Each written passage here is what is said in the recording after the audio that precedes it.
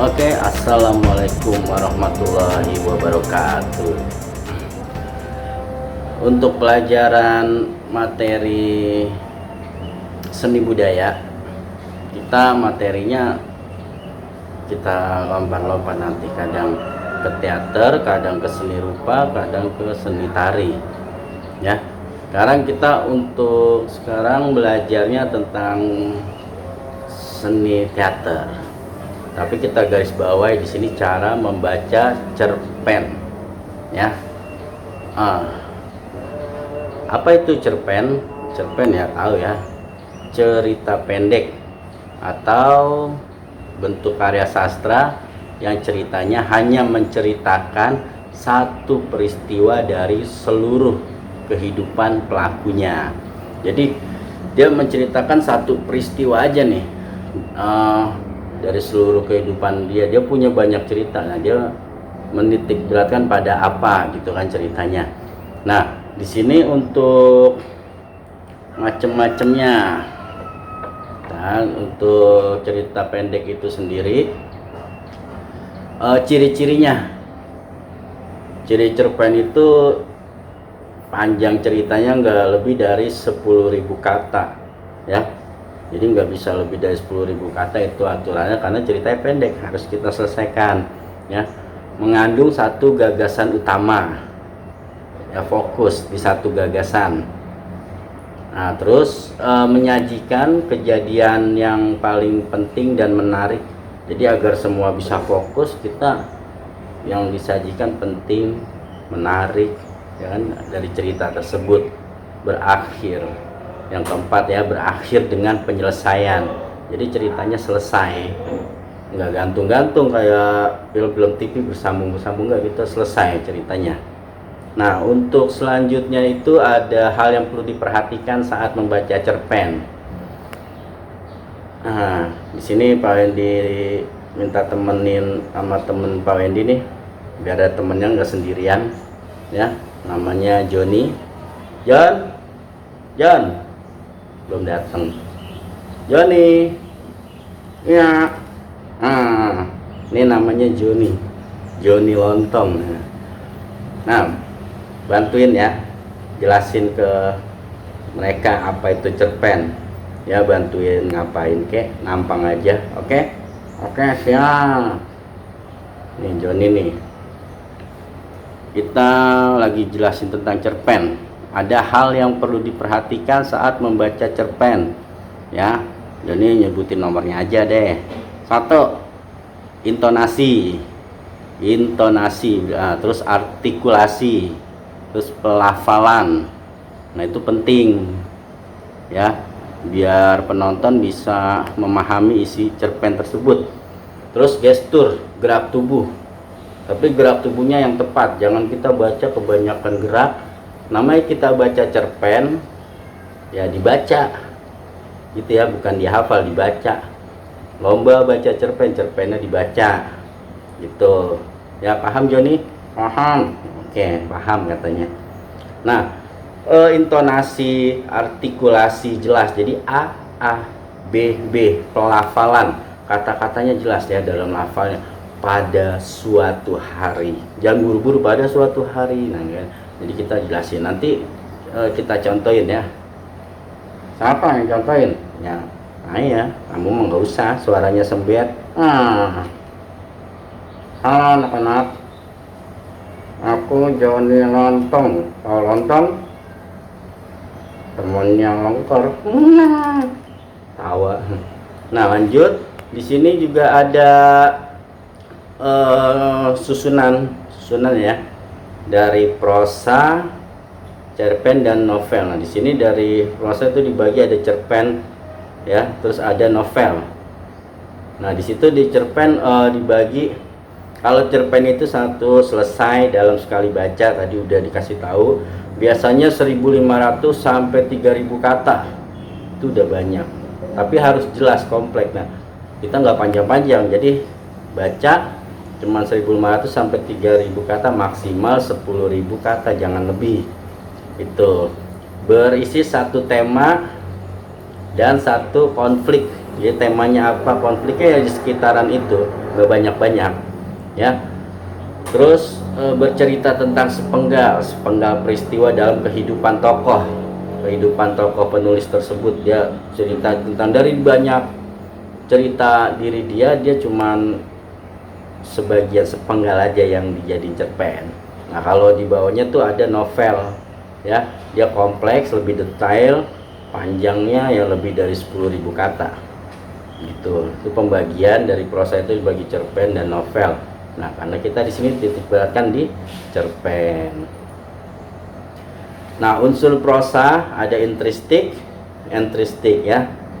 Nah, yang unsur di dalam itu ada tema, latar, setting, alur, amanat. Jadi temanya apa, latarnya bagaimana, sedang di mana, alur ceritanya bagaimana ya. Terus ada tokohnya itu siapa tuh, dan penokohan, wataknya ya, tokoh dan penokohan. Nah terus sudut pandangnya, itu gaya bahasa nggak harus formal, namanya misal cerpen kehidupan sehari-hari ya. Kamu diem aja, kan lagi nyimak, dia ikut belajar. Terus ada nilai estetiknya, di situ ada nilai-nilai latar belakang kehidupan pengarang ya. Jadi kehidupan pengarang, latar belakangnya gimana, terus situasi sosial ketika cerita itu diciptakan, situasi beliau ketika dia menulis cerita itu. Nanti kalian praktek buat baca cerpen ya, tadi ajarin dulu. Unsur instruksi kita bahas ya di sini. Cerpen itu satu-satu tema tuh. Tema itu di situ bisa dilihat pokok pembicaraan, contoh tema percintaan, yang banyak nih, percintaan, kehidupan sosial, lingkungan hidup, agama dan sebagainya. Plot ya. Habis itu yang kedua plot. Plot itu rangkaian peristiwa yang sambung menyambung. Jadi peristiwa nyambung dari peristiwa, misalnya dia kesini terus nyambung lagi peristiwa apa yang dialami sama satu orang tersebut ya. Terus ada amanat. Nah setiap cerita itu amanat ya, amanat isinya, amanatnya itu apa yang bisa disampaikan kepada pendengar ya. Yang keempat sudut pandang. Jangan bangun. Sudut pandang, posisi pengarang terhadap kisah yang diceritakan. Jadi pengarang itu di situ sebagai apa posisinya ya, dia menceritakan tentang diri dia apa kehidupan orang gitu ya. Jadi di situ unsur instruksi cerpen. Terus kalau kita lihat dari sudut pandangnya, point of view, sudut pandang, di situ di bawahnya ada posisi pengarang dalam cerita ya. Dari sudut pandangnya di situ orang pertama, pelaku pertama. Nah dia sebagai orang pertama atau pelaku pertama dalam cerita tersebut ya, posisi pengarang. Terus orang pertama sebagai pelaku sampingan, berarti dia menceritakan kejadian ya, kejadian dia paham nih. Terus sebagai orang ketiga, sebagai pencerita ya, pencerita, semua diceritakan, dia menceritakan orang itu yang ada di dalam situ ya. Nah orang ketiga itu ada yang serba tahu, fisik dan batin, terus ada terarah batin gitu. Di sini orang pertama atau pelaku pertama, aku menceritakan aku. Jadi pengarang itu menceritakan dirinya sendiri. Nah orang pertama sebagai pelaku sampingan, aku menciptakan orang lain, dia menceritakan tentang orang lain ya. Terus dia sebagai orang ketiga, nama tokoh ya, dengan nama yang disamarkan gitu. Nah untuk selanjutnya di sini ada tokoh. Tokohnya individu rekaan yang mengalami peristiwa berkelakuan, nah memiliki sifat, watak dan berbagai peristiwa dalam cerita. Nah itu dari ini tokoh ya, pengertian tokoh. Jadi seorang individu, dia watak, peristiwa dalam kita dia punya di situ ya. Di sini dari tokoh itu kita bagi dua ya. Bagi berapa? Oke. Ada berdasarkan peran, ada berdasarkan wataknya. Nah berdasarkan peran, tokoh utama tokoh pembantu, tokoh figuran. Dia perannya di situ ada 3 ya. Terus berdasarkan wataknya itu dari sifat wataknya apa? Protagonis, antagonis, dan tritagonis. Gitu ya. Gonis semua ya. Ya, kita juga dijelasin. Terus ada penokohan. Kalau penokohan itu caranya ya, cara pengarang menyajikan, menggambarkan watak tokoh. Jadi dia menyajikan gimana, menggambarkan dalam sebuah tulisan wataknya tokoh dan penciptaan citra tokoh. Itu. Penokohan itu juga dibagi 2, ada analitik langsung ya. Terus ada dramatik tidak langsung melalui step-step tertentu. Kalau tidak langsung ya, kayak misalnya si Joni seorang yang nakal, nah langsung tuh, aku nggak nakal kok, ya kan teman-teman, aku nggak nakal. Ya. Lihat lagi. Terus ada dramatik secara tidak langsung, ya kan, melalui misalnya dia perkataan dia, jadi nggak disebutin dia ini wataknya begini, langsung melalui cerita itu kita tahu, oh si Joni orangnya begini, misalnya Joni ya, maaf Jon ya, ya aja dia mah. Nah dari dramatik tuh di situ ada ya, pikiran tokoh, dialog, ucapannya, tingkah laku tokoh bisa dinilai dari situ, lingkungan sekitar tokoh, reaksi tanggapan tokoh lain, keadaan fisik tokoh. Nah, penokohan atau perwatakan itu pemberian watak pada tokoh ceritanya. Ada secara langsung dan secara tidak langsung. Ya tadi yang udah jelaskan, misalnya tokoh di situ Mutiara itu penyabar, kita langsung ceritakan. Ya, Mutiara dah sekarang nggak Joni. Nah, terus ada penokohan secara nggak langsung. Dalam cerita disampaikan, misalnya gerak-gerik tingkah laku tuh langsung tuh, gerak-gerik tingkah lakunya udah menggambarkan dia, oh dia orangnya bagus, orangnya ini, jadi kita bisa menganalisa sendiri. Terus gaya bahasa pengarang, yaitu cara pengarang mengungkapkan ceritanya, bahasa yang digunakan, ya kan.